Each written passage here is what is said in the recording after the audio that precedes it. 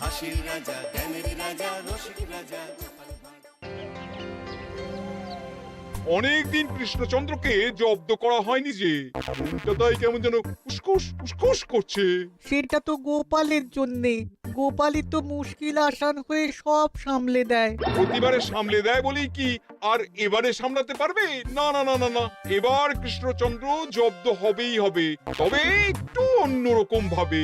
আপনার কথাটা তো কেমন অন্যরকম শোনাচ্ছে জাহাপানা। তাহলে তুমি শোনাও। কি জাহাপানা? আমার কত ধনরত্ন আছে সেটা কি তোমার জানা আছে উজির? না জাহাপানা, তবে জানার আগ্রহ আছে বিস্তর। শুধু তোমার কেন, আরো অনেকেরই আগ্রহ আছে শুনলাম, আর সেটা যতক্ষণ না জানা যাচ্ছে ততক্ষণ মনটা কেমন খচখচ খচখচ করে। করে বই কি, এই তো প্রশ্নটা শোনার পর থেকেই আমার মনটাই কেমন একটা উসকুস উসকুস করতে শুরু করে দিয়েছে। আমার হাতে একটা অস্ত্র চলে এসেছে এবার, তাই আমি এমন এক প্যাঁচ কষবো যে কৃষ্ণচন্দ্র মনে মনে কিছুতেই শান্তি পাবে না। আর তাকে অশান্তিতে রাখতে পারলে আমার যে কি শান্তি কি শান্তি, কি বলবো।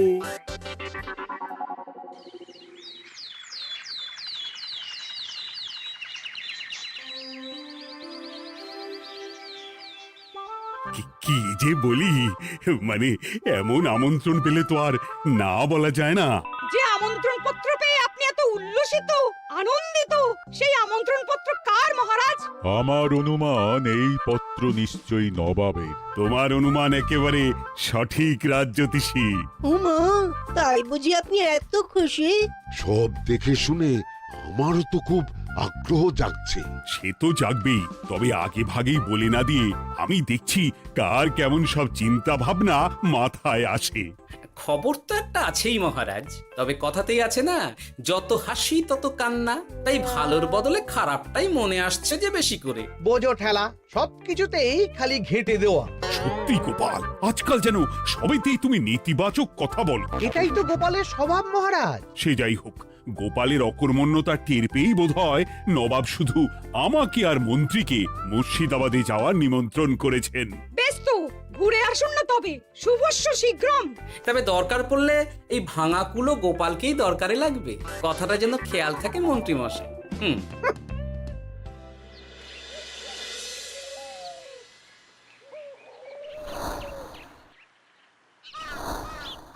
খেয়াল করেছো গিন্নি, আজকাল আমি কেমন কথায় কথায় গোপালকে চুপ করিয়ে দিচ্ছি? কেন গো, কি হলো আবার? হবে আবার কি, নবাব বাহাদুর আমাকে আর মহারাজকে নিমন্ত্রণ করেছেন তার খাস মহলে। ও শুনে যে আমার কি আনন্দ হচ্ছে। ও, তাহলে এই ব্যাপার। আস্তে গিন্নি আস্তে, নবাবের ধন সম্পদ দেখার শখ মহারাজের অনেক দিনের। আমি শুনেছি নবাবের ওই খাস মহলের ভেতরেই নবাবের গুপ্ত কক্ষ আছে, যেখানে নবাব হীরা জহরত এসব রাখেন। একা তো সেখানে যাওয়া যাবে না, তাই এই মহারাজকে নিয়ে তুমি মুর্শিদাবাদে যাবে? শুধু যাবো তাই নয়, নবাবের গুণকীর্তন করে তার মেজাজ এমন ভালো করব যে নবাব সেখান থেকে কিছু দান খয়রাত করে ফেলবেন আমাকে। তাই নাকি? তবে নয়তো কি, গোপাল তো খেতে পাবেই না, গন্ধও শুঁকতে পারবে না। তুমি তো বারবার চেষ্টা করো গোপালকে সরিয়ে দিয়ে বাজিমাত করতে, কিন্তু শেষ পর্যন্ত চিৎপাত হয়ে যাও। গোপালই তো তখন উদ্ধার করে, সেটা তোমার খেয়াল আছে তো? আমার মাঝে মাঝে সন্দেহ হয় গিন্নি, তুমি তলায় তলায় দল বদল করে গোপালের দলে চলে যাওনি তো?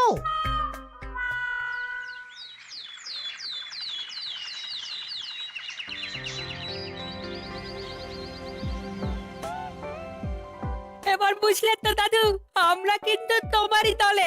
ঝালে ঝোলে অম্বলে সব সময় তোমার সঙ্গে সঙ্গে থাকি। তাই যখনই পাই তখনই তোমাকে সেবা করার সুযোগ হাতছাড়া করতে চাই না, কি বুঝলে? তাই বলে পড়া ছেড়ে তোরা এখন দাদুকে হাওয়া করছিস? তুমি বুঝবে না দিদা, দাদুকে শুতে বসতে হাতে রাখলে লাভ আছে। সে তো বটেই। আর তুমি বা শুয়ে আছো কেন? তোমার কি কাজকর্ম কিছু নেই? হ্যাঁ, পড়ে পাওয়া 14 আনা ছুটি কাজে লাগিয়ে কদিন ভাবছি দিব্যি গায়ে হাওয়া লাগাবো, বুঝলে গিন্নি? আর আমরা এসে সেটাই করে দিচ্ছি। সে তো দেখতেই পাচ্ছি। তা ছুটিটা কি সে শুনি? ওদিকে মহারাজ আর মন্ত্রীমশাই নবাবের কাছে গেছেন, তাই এদিকে আমি শুয়ে পড়েছি, এই আর কি। কথাতেই তো আছে, চাষি গেল ঘর, লাঙল তুলে ধর, তাই না গিন্নি? কথায় কথায় দাদু ভালোই দিয়েছে। কোথায় মহারাজ তোমাকে সঙ্গে করে নিয়ে যায়নি বলে তোমার আফসোস হবে তা নয়, উল্টে তুমি শুয়ে শুয়ে হাওয়া খাচ্ছ। আমার মন বলছে শুধু আমি নয়, নবাবও বাজাচ্ছেন ওদিকে। মহারাজ আর মন্ত্রীমশাইকে ঘটা করে কি আর এমনি এমনি ডেকে নিয়ে গেছেন সেখানে? হ্যাঁ?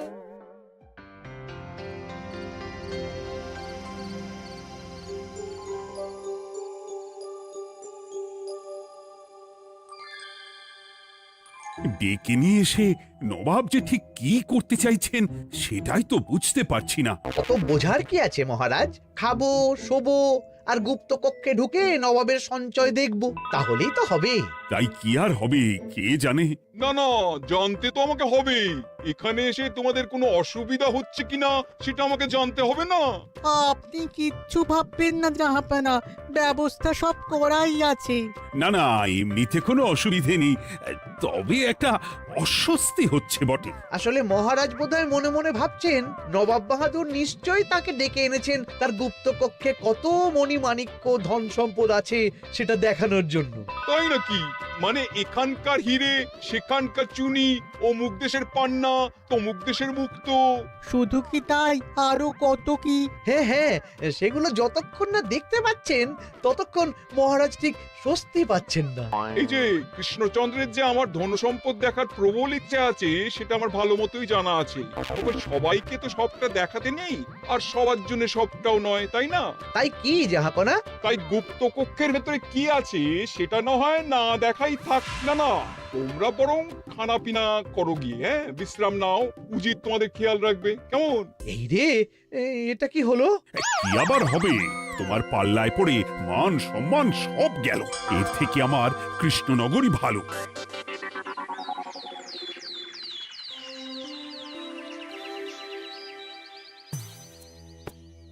মুর্শিদাবাদ থেকে ফিরে আসার পর থেকেই কেমন থমথমে মুখ করে বসে আছেন মহারাজ। ব্যাপারটা কি? হাতির যত্ন কেমন হলো মহারাজ? কোনো ত্রুটি ছিল নাকি? না না, তেমন কিছু নয়, তবে যে উদ্দেশ্যে নবাবের কাছে যাওয়া সেটাই তো সফল হলো না।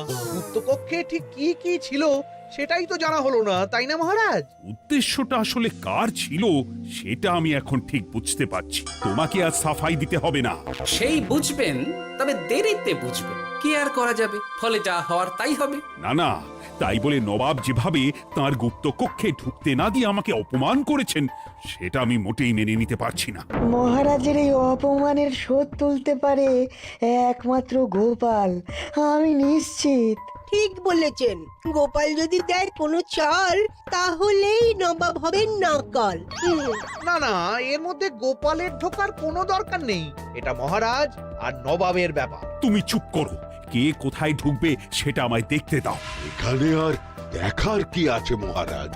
নবাবের মুখের ওপর তো আর কিছু বলা যাবে না। তুমি বলো গোপাল, সুযোগ পেলে তুমি নবাবকে পাল্টা শিক্ষা দিতে পারবে কিনা? সুযোগ পাওয়া যায় না মহারাজ, সুযোগ তৈরি করে নিতে হয়। তাই আমি সুযোগ তৈরিও করব আর তার সদ্ব্যবহার করব। আর এটাও বলে রাখছি, নবাবকে নাকাল করে সুদে আসলে আপনার অপমানের বদলা নিয়ে তবে ছাড়ব।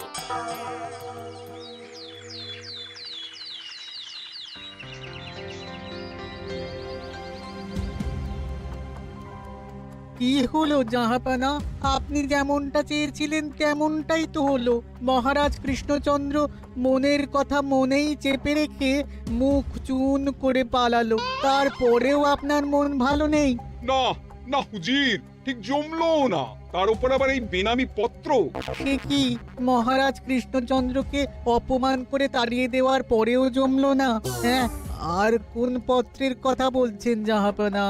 কে পাঠিয়েছে, কোথা থেকে পাঠিয়েছে কিছুই বুঝতে পারছি না। তবে দু চার কথা যা লেখা আছে এতে, তাতেই তো চোখ কপালে উঠেছে। আমার খাস মহলের ব্যবস্থাপনায় নাকি ত্রুটি আছে, অতিথি আপ্যায়নে বিস্তর গলদ। সেটা আবার 5 কান? এই না মানে 1 কান হলো কি করে? কানাকানি হোক বা না হোক, জানাজানি হতে কিন্তু দেরি নেই। নাও থালা সামলাও, এদিকে গোপালও এসে হাজির। এমনি এমনি কি আর এসেছি জাহাপনা? আসলে মহারাজ এসে আপনার খাস মহলে ছিলেন বটে, তবে যে শয্যায় মহারাজকে শুতে দেওয়া হয়েছিল সেটা ছিল অসমান আর শক্ত। তাই আমি ছুটে এসেছি আপনার এইরকম নিম্নমানের সামগ্রী আর ব্যবস্থাপনা দেখার জন্য। এখানে আবার দেখার কি আছে?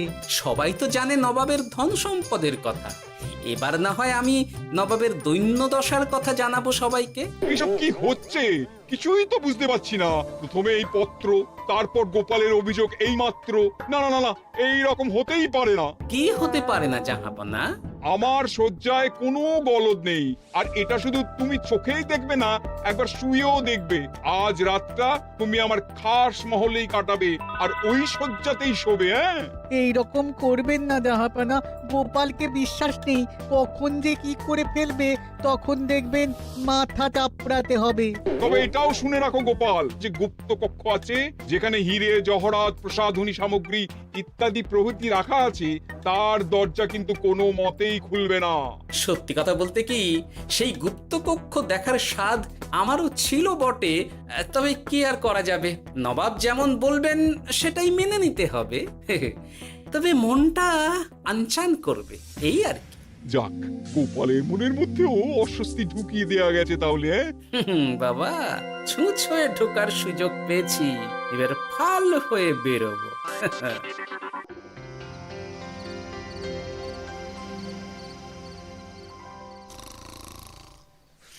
আপনি কিচ্ছু ভাববেন না জাহাপানা, গোপালকে আমি চোখে চোখেই রেখেছি।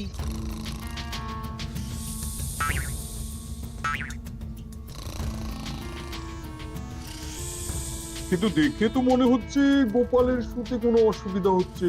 তা কি করে হয় জাহাপানা? অবশ্য কায়দা করে গোপালের মনে যে গুপ্ত কক্ষের ভাবনা ঢুকিয়ে দিয়েছেন, হতে পারে তার জন্যই সে আনচান করছে।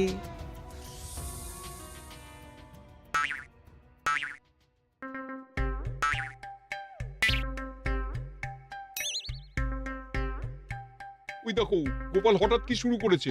তাই তো, কিন্তু কি করতে চাইছেটা কি? কি হলো গোপাল, কিছু বলবে নাকি?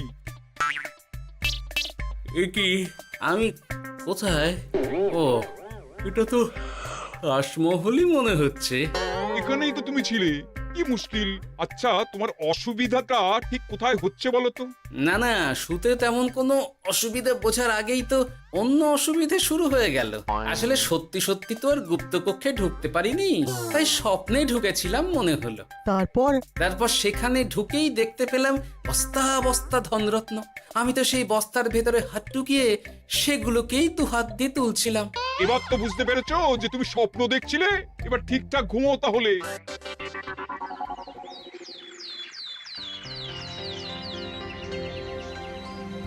কাল রাতে গোপাল আচ্ছা ঝামেলায় ফেলেছিল। কবে ফেলে না জাহাপানা? আমাকে নিয়েই আলোচনা চলছে মনে হচ্ছে। ভুল কিছু মনে হয়নি, সে যাই হোক, এখন বলো দেখি খাস মহলের সজ্জাটা কেমন ছিল কাল রাতে? সে আর কি করে বলি জাহাপনা, স্বপ্ন দেখার চক্করে ঘুমের দিকে তেমন মন দিতে পারিনি যে। গোপাল মানেই গোলমাল, আবার বাহানা দিতে শুরু করেছে। তাই বলছিলাম কি, আর এক রাত না ঘুমোলে ঠিক মতো বলতে পারবো না। বেশ তো, আর এক রাত থাকো না হয়, তবে আমারও একটা শর্ত আছে। আগের রাতে তুমি স্বপ্নের ঘরে যা কাণ্ড ঘটিয়েছো না, তাতে জাহাপানা খুব বিরক্ত, বুঝতে পারছো নিশ্চয়ই। বুঝেছি তো, তবে যে কোনো শর্তেই আমি খাস মহলে শুতে রাজি।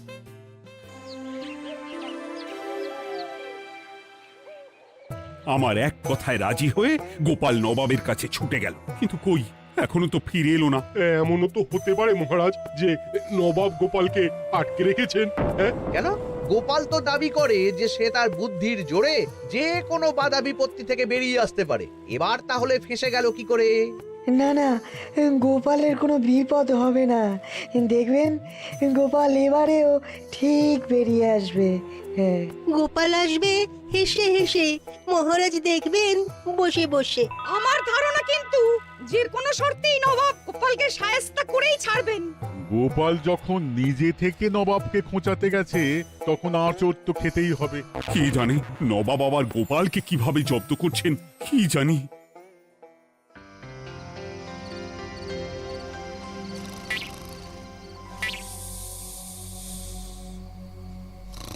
ব্যবস্থাপনায় কোনো ত্রুটি নেই জাহাপানা, তবে আজ গোপালকে না আচ্ছা জব্দ করা হয়েছে জাহাপানা। গোপালকে আজ আর বালিশ দেওয়া হয়নি। এমনটাই তো নির্দেশ দিয়েছিলাম। দেখি আজ মনে হচ্ছে গোপাল বিশেষ ট্যাপও করতে পারবে না। কিন্তু এ কি, গোপাল যে আবার উসখুস করছে। তাই তো দেখছি। এক্ষুনি গোপালকে ঘুম থেকে ডেকে তুলে দিতে হবে, না হলে আজ আবার একটা অনিষ্ট করবে। না না, আজ আর কিছুই করতে পারবে না, বালিশই তো নেই।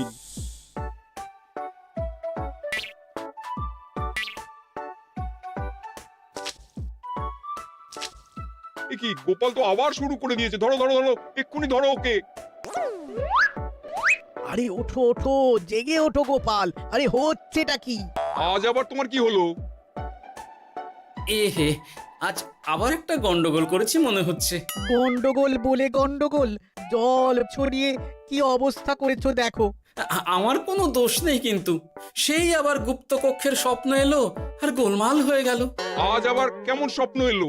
গুপ্তকক্ষের যেদিকে আরব আর পারস্য দেশের আতরের সম্ভার ছিল, স্বপ্নে সেই দিকে ঘুরছিলাম আজ। সেগুলো ছড়িয়ে ছড়িয়ে দেখতে দেখতেই স্বপ্ন ভেঙে গেল। বটে, দাঁড়াও, কাল সকালই তোমার ব্যবস্থা হচ্ছে।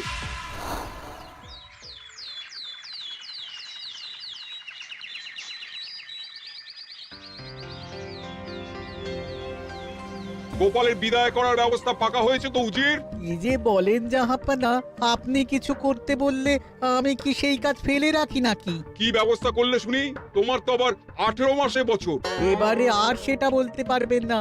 ঘোড়ার পিঠে চেপে এতক্ষণে হয়তো গোপাল কৃষ্ণনগরে পৌঁছেও গেছে। যাক, আপদ বিদেয় হয়েছে তাহলে।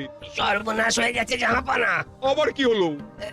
গোপাল তো ওই খাসমহল ছেড়ে যায়নি, উল্টে কোথা থেকে একটা ওই ঢেঁড়া জোগাড় করে এনে ওই সবকিছু ঘেঁটে দেওয়ার চেষ্টা করছে। বোঝো ঠেলা, এবারে নবাবই দেখুক কি করে সামলাবে।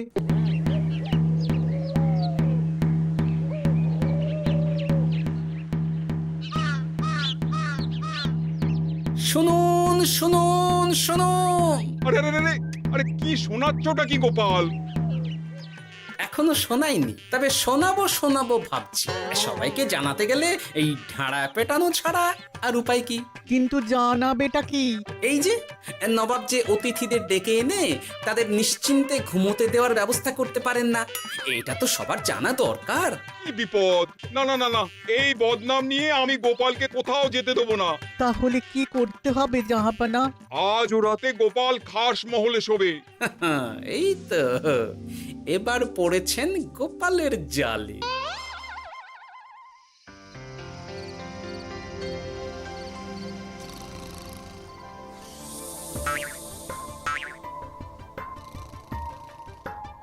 আজ গোপাল নিশ্চিন্তে ঘুমোবে। স্বপ্ন অস্বস্তি হওয়ার মতন কিছুই হবে না আজ। গোপালকে ভরসা নেই জাহাপানা, কখন যে কি করে ফেলে বলা তো যায় না। না না, আমি নিশ্চিত আজ আর কিছুই হবে না।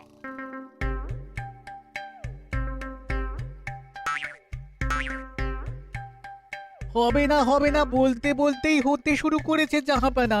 আরে ওকে গিয়ে চেপে ধরো এক্ষুনি। ঘুমের ঘোরে আবার কি করছো গোপাল? এবার আবার কি হয়েছে? আবার কি স্বপ্ন দেখছিলে নাকি? কি মুশকিল হলো বলুন তো দেখি। গুপ্তকক্ষে ঢুকতে পারিনি, কিন্তু তার স্বপ্ন দেখা তো থামছে না। তার মানে? আজ স্বপ্নে দেখছিলাম গুপ্তকক্ষের একদিকে দামি দামি রেশমি কাপড়, মসলিনের বিপুল সম্ভার, ওই সেগুলোই টেনে টেনে দেখছিলাম আর কি। তাই বলে পর্দা ধরে টানাটানি করতে হবে? ওই দেখুন, ওগুলোকেই তো মসলিন ভাবলাম। না না না না, এবার আমি মনে মনে স্থির করে ফেলেছি এই ঝামেলা থেকে বেরোবার একটাই উপায়, আর সেটাই এবার আমি করব।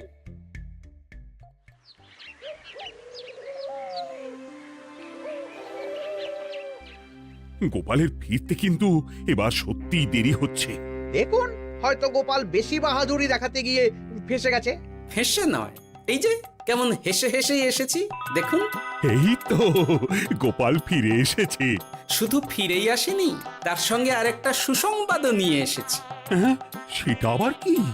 আমার প্যাঁচে পড়ে নবাব শেষ পর্যন্ত বাধ্য হয়েছেন গুপ্তকক্ষ খুলে দিতে, সঙ্গে কিছু উপঢৌকনও দিয়েছেন। ব্যাপারটা ঠিক কেমন করে কি হলো বলো দেখি। বলছি মহারাজ, নবাব বাহাদুর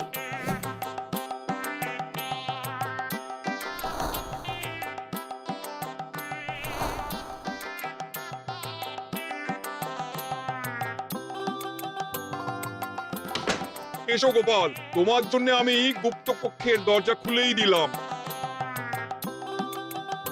তবে খবরদার, আবার উল্টো পাল্টা স্বপ্ন দেখে ঘুম নষ্ট হওয়ার বাহানা দেবে না। আর কৃষ্ণচন্দ্রকে গিয়ে বলবে তারও আর গুপ্ত কক্ষ দেখতে আসার কোনো বাধা নেই। আর একটা কথা,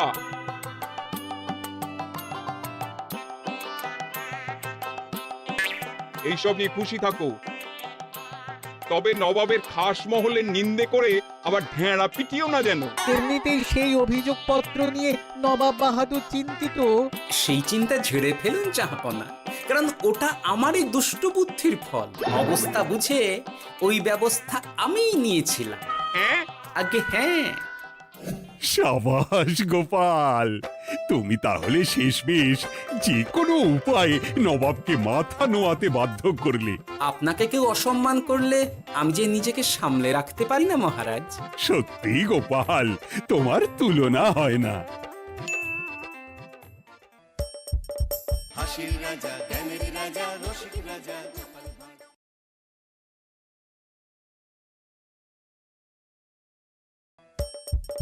হাসির রাজা, জ্ঞানের রাজা, রসিক রাজা গোপাল ভাঁড়।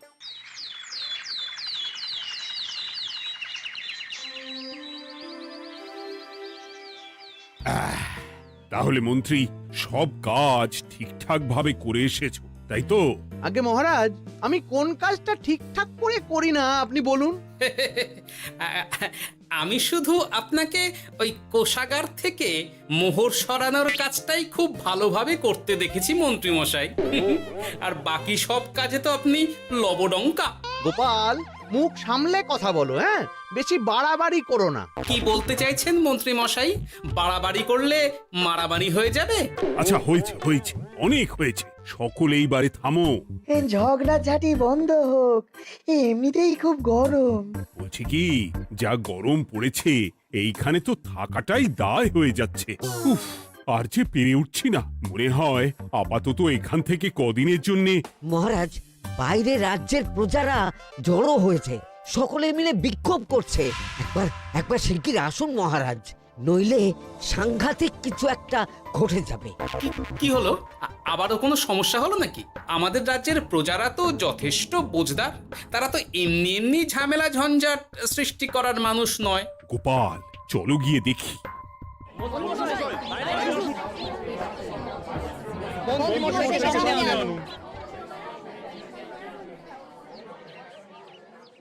কি ব্যাপার, তোমাদের কি সমস্যা হয়েছে? এইভাবে বিক্ষোভ করছো কেন?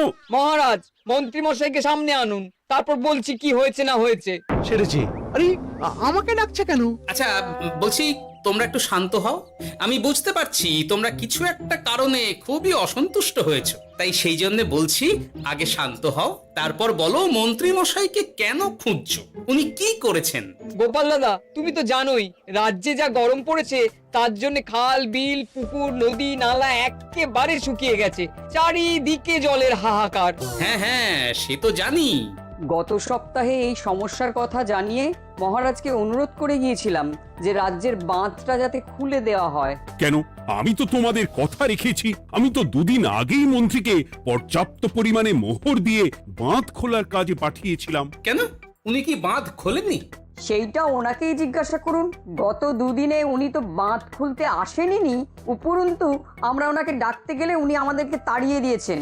সে কি, এ তো ভারী অন্যায়। দুদিন ধরে অপেক্ষা করে আর না থাকতে পেরে আজকে আমরা এখানে এসেছি। এই অবস্থা আমরা কি করব? যদি আমাদেরকে আমাদের রাজ্য সাহায্য না করে তাহলে কোথায় যাব আমরা? ছি ছি ছি, আমি তো ভাবতেই পারছি না। মন্ত্রী, এই মন্ত্রী! মহারাজ, মন্ত্রী মশাইয়ের ব্যাপারটা পরে দেখে নিচ্ছি, আগে এদেরকে শান্ত করেই চলুন। মনে রাখবেন, প্রজারা একবার বিপক্ষে চলে গেলে কিন্তু খুব মুশকিল হয়ে যাবে। শোনো সকলে, তোমরা আজকের দিনটা একটু কষ্ট করো। আমি কথা দিচ্ছি, কাল সকাল হলেই বাঁধ খোলার ব্যবস্থা করব। ঠিক আছে? ঠিক কথা বলেছো তো গোপাল দাদা। দাদা বলে যখন ডাকো, তখন দেখো এই দাদা তার ভাইদের কিছুতেই নিরাশ করবে না। শুধু আজকের দিনটা একটু চেয়ে নিচ্ছি, ব্যাস। ঠিক আছে, আজকে আমরা চলে যাচ্ছি, কিন্তু কালকে কিছু না হলেই। কোনো কিন্তুরই জায়গায় নেই পুঁটির বাবা, আর তোমরা আর রাগ করো না। চিন্তা করো না, সকাল হলেই সাঙ্গ পাঙ্গ নিয়ে আমি বাঁধ খোলার কাজে নেমে যাব।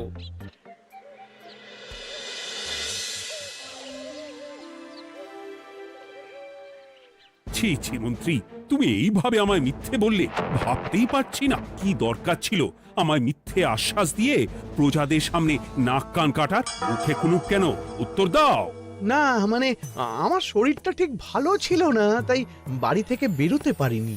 বলছি কি, শরীর খারাপ থাকলে রাজসভায় খবর দিতে পারতেন, আমরা কেউ দায়িত্বটা পালন করতাম। কি আছে?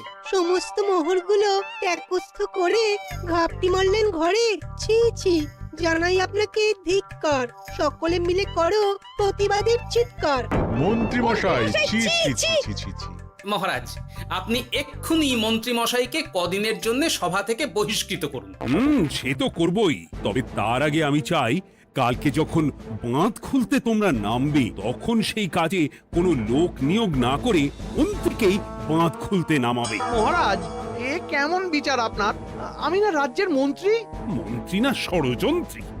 মন্ত্রী মশাই, তাহলে কালকের জন্য প্রস্তুত থাকুন।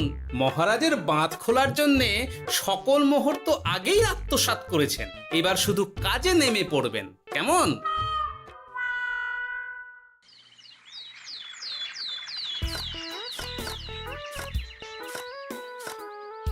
ওহ গোপাল, এইবারে ছেড়ে দাও, আর পাচ্ছি না।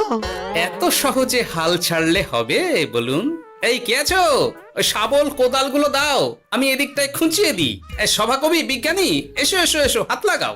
সবে মিলে করি কাজ, বাঁধ খোলা হবে আজ। বাঁধ খোলা হবে আজ, মন দিয়ে করো কাজ। একদম, হাত লাগাও, জোর লাগাও। গোপাল দাদা, সভাকবি, বিজ্ঞানী দাদা আর আর বাকি দাদা ভাইরা আসুন আসুন, সকলে একটু শরবত খান। আমাকেও একটু শরবত দাও। মোহরগুলো খেয়েও তৃষ্ণা মেটেনি বুঝি? বাঁধ এক্ষুনি খুলবে, প্রজাদের সব জ্বালা জুড়বে। বাঁধ খুলে গেছে। আমাকে বাঁচাও, আমাকে বাঁচাও। কোনো সময় ভুল করলে নিজেই সেই ভুল শুধরে আবার ফিরতে হয়। আপনিও তাই করুন মন্ত্রী মশাই, নিজেই উঠে আসুন। চলো সকলে। গোপাল, তুমি তোমার সাথীদের নিয়ে যা করলে সত্যি ভাবাই যায় না। মহারাজ, নিজেদের রাজ্যের সমস্যায় নিজেরাই কোমর বেঁধে নেমে সমস্যার সমাধান করেছি, পরিস্থিতি মোকাবিলা করেছি। এর জন্যে আপনি এমন করে বলবেন না। তোমরা না থাকলে যে কি হতো। মহারাজ, আমরা আছি তো, এত ভাববেন না আপনি।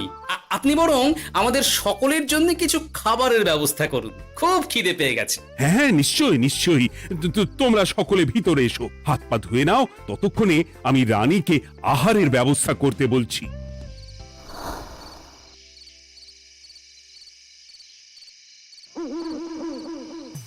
ওমা গো, ওমা বাঁচাও, কি শরীর খারাপটাই না লাগছে গো।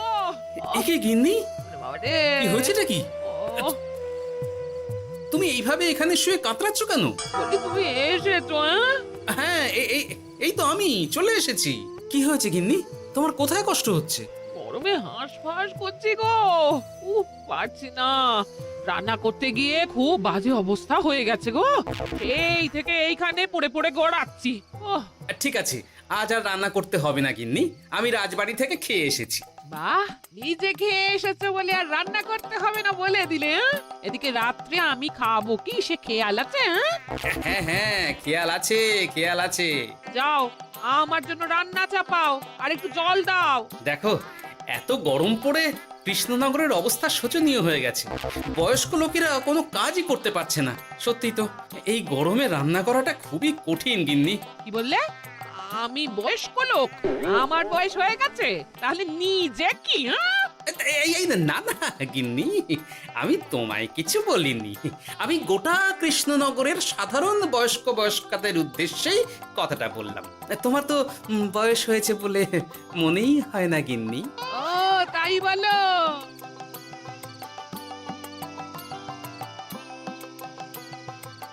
নাও গিন্নি, জল নাও। আজ না হয় আমি রান্না করব। হে ভগবান, মুখের একটু লাগাম দাও। এইভাবে যখন তখন সত্যি কথা বলিও না।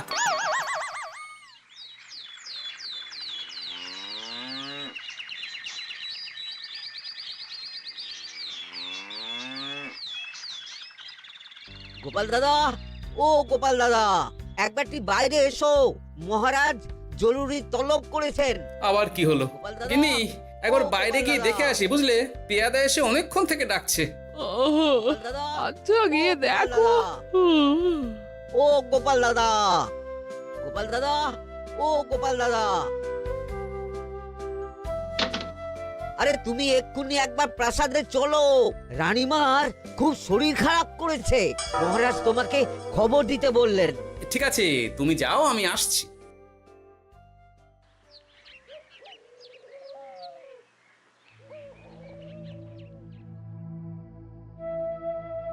গোপাল, কি হবে বলো তো? রানী তো দুমদাম করে ব্যারামে পড়ে না। মহারাজ ভয় পাবেন না, আমরা আছি তো। বৈদ্যকে পরীক্ষা করতে দিন, দেখি সে কি বলে। মহারাজ, অতিরিক্ত গরমের জন্য শরীরটা খারাপ হয়েছে। আসলে উনি এই তীব্র দাবদাহ নিতে পারেননি। তবে চিন্তা করবেন না মহারাজ, আমি বাড়ি গিয়ে এক ধরনের বিশেষ পথ্য পাঠিয়ে দিচ্ছি। রানীমা খেলেই সুস্থ হয়ে উঠবেন। মহারাজ নিজের কানেই তো শুনলেন, রানীমার তেমন গুরুতর কিছু হয়নি। চিন্তা করবেন না, বৈদ্যর ওষুধে উনি সেরে উঠবেন। যাওয়ার আগে একটা কথা বলে যাই, গরমের এই দাবদাহ কিন্তু আরো ভয়ঙ্কর হবে। তাই সকলে খুব সাবধানে থাকবেন। শরীর যাতে ঠান্ডা থাকে এমন হালকা পাতলা খাবার খাবেন। আসি, রাজসভায় দেখা হবে। মহারাজ, বৈদ্যমশাই কিন্তু এটা ঠিক বলেছেন, গরম আরো বাড়বে। তাই দুজনেই খুব সাবধানে থাকবেন, কেমন? গতকাল তো আমার গিন্নিও গরমের চোটে কুপকাত হয়ে গেছিল। শেষমেশ আমাকে বাড়ি গিয়ে রান্না করতে হলো আর কি। ও বাবা, তাই নাকি? তাহলে তো খুবই চিন্তার ব্যাপার। আচ্ছা মহারাজ, আমি তাহলে এখন আসি, আবার রাজসভায় দেখা হবে। এই গরমে আর এখানে থাকতে পারছি না। বলছি কদিনের জন্য না একটু অন্য কোথাও গেলে হয় না গো? গিন্নি, এই গরমে ঘরেই থাকো, অন্য কোথাও যাওয়ার মোটে নাম করো না। বাইরে বেরোতে গিয়ে যদি কোনোভাবে গরম হাওয়া শরীরে লেগে যায় তাহলে বিপত্তির আর শেষ থাকবে না গিন্নি। কিন্তু এখানেও তো যা গরম পড়েছে, পচে গলে মরে যাই আর কি। উফ গিন্নি, দয়া করে এইসব বাজে কথা বলা বন্ধ করো তো। আমার আয়ুর থেকেও তোমার আয়ু দীর্ঘ হোক। বাহ, তুমি এসব কথা কোথা থেকে শিখলে গো? এই তো তোমার থেকে আর কি। গোপাল, গোপাল, রাজ্যের অবস্থা খুবই বেহাল। এই সবই আমাদের পোড়া কপাল। আরে সভা কবি, কি হয়েছে? তোমাকে দেখে তো মনে হচ্ছে তুমি কিছু... বিজ্ঞানী মহারাজ দুজনেই অজ্ঞান। ঘটি ঘটি জল ঢেলেও ফেরাতে পারেনি তাদের জ্ঞান। কি বলছো কি? তা তুমি এই ব্যাপারটা জানলে কি করে? গিয়েছিলাম একটু আগে বিজ্ঞানীর বাড়ি, গিয়ে দেখি লোকজনের ভিড় সারি সারি।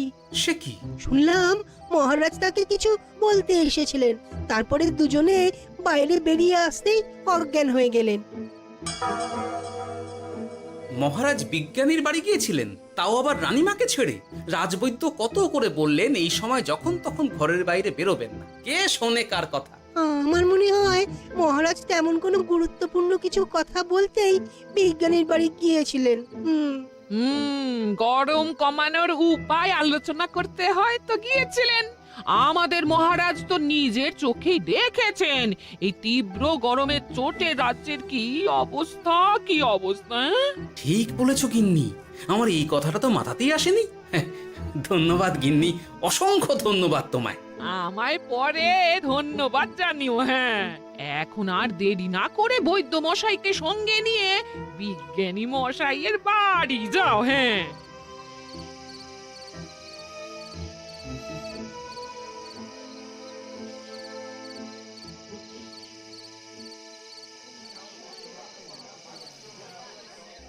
কি বুঝছেন বৈদ্যমশাই?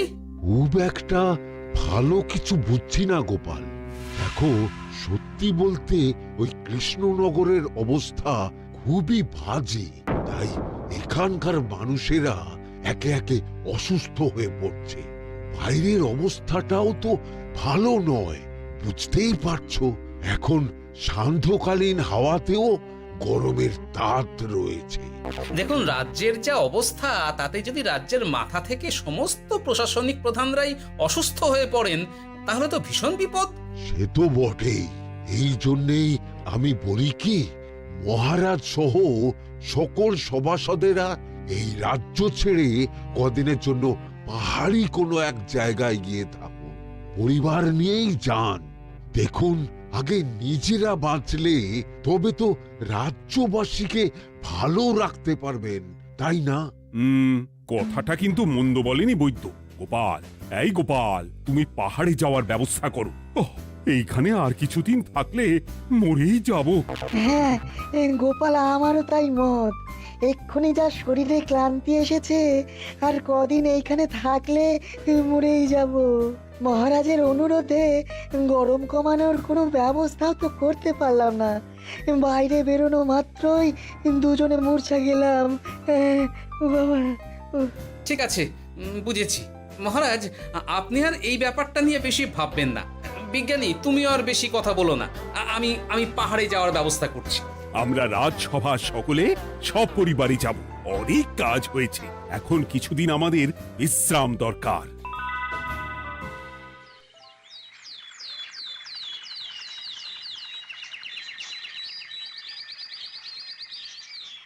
কি গোপাল, মন্ত্রীকেও তুমি আমাদের সঙ্গে নিয়ে যাচ্ছ? তুমি কি সব ভুলে গেছো? মহারাজ, আপনি খামোখা উত্তেজিত হবেন না। আপনার শরীরটা কিন্তু ভালো নেই। আর মহারাজ, আপনার রাজ্যে বাস করে আপনার থেকেই শিখেছি, বিপদের দিনে পরম শত্রুকেও দূরে ঠেলতে নেই। গোপাল এটা ঠিক কথাই বলেছে। যতই হোক, উনি তো আমাদের মন্ত্রী, তাই এই বিপদের দিনে ওনাকে ফেলে যায় কি করে বলুন তো? সত্যি গোপাল, তোমার তুলনা নেই। ঠং, সবই নাম কেনার চেষ্টা। গোপাল, চলো এইবারে রওনা দিই। বলছি, খাবার দাবার আর জলের কলসিগুলো উঠেছো তো? হ্যাঁ, খাবারের পাত্রগুলো আপনার জিম্মায় থাকবে, আর জলের কলসিগুলো আমি সামলাবো।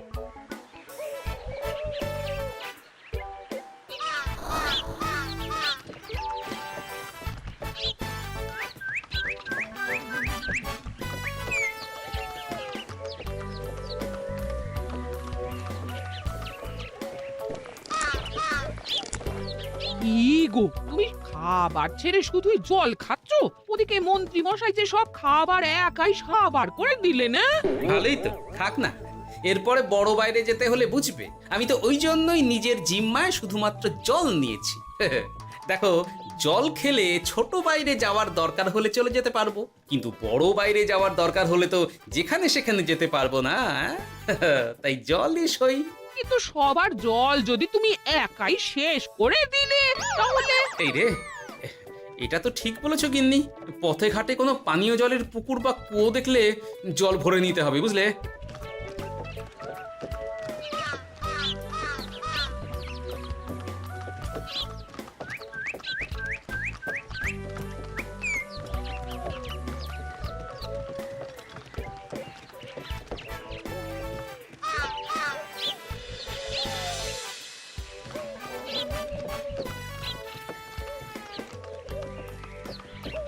সকলে আসুন, দেখুন দেখুন, মহারাজ আমার মূর্ছা গিয়েছেন।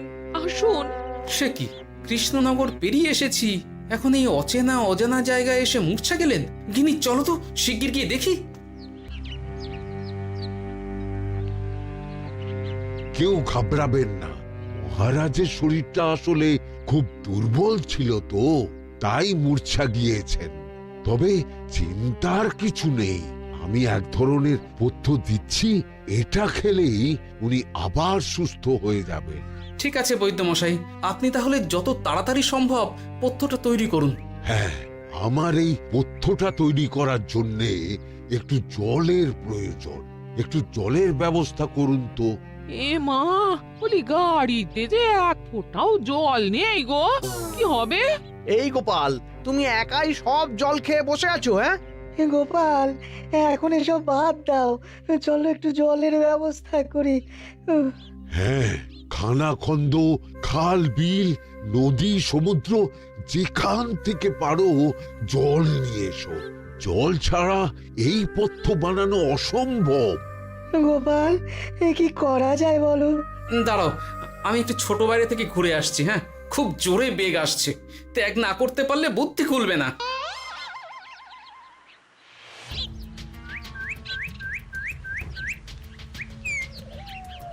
ওদিকে একটা পাত কুয়ো দেখতে পাচ্ছি মনে হচ্ছে।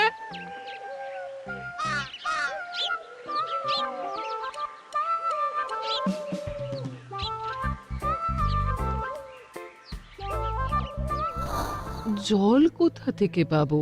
তবে কি জলের অভাবে আজকে মহারাজ সুস্থ হতে পারবেন না? রানীমা, ব্যাকুল হবেন না, আমি আছি তো। আমি থাকতে কিচ্ছু অঘটন ঘটবে না।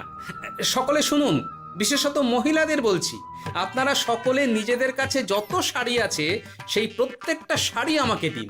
আমি শাড়ি জুড়ে জুড়ে লম্বা রশ্মি বানাবো, তারপর সেই রশ্মিতে বালতি ঝুলিয়ে জল তুলব।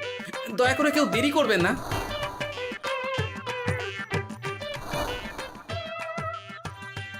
এই নাও আমার 5খানা শাড়ি। হ্যাঁ, এই নাও আমার 10খানা শাড়ি।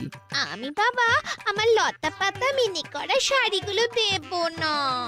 যা পারো করো, আমি বড় বাইরেতে যাচ্ছি। ওমা, বিপদের দিনে শাড়ি দেবে না? গায়ের জোরে নিয়ে আসবো। হ্যাঁ,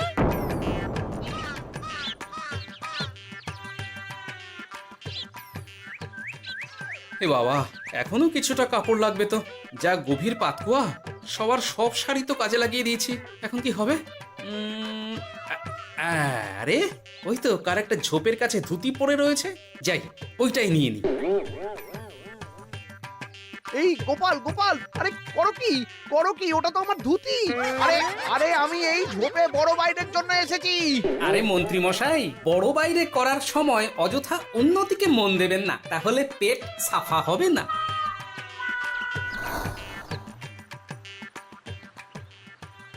গোপাল, তুমি ছিলে বলে এই যাত্রাতে রক্ষা পেলাম। ভগবান তোমাদের অনেক অনেক মঙ্গল করুক।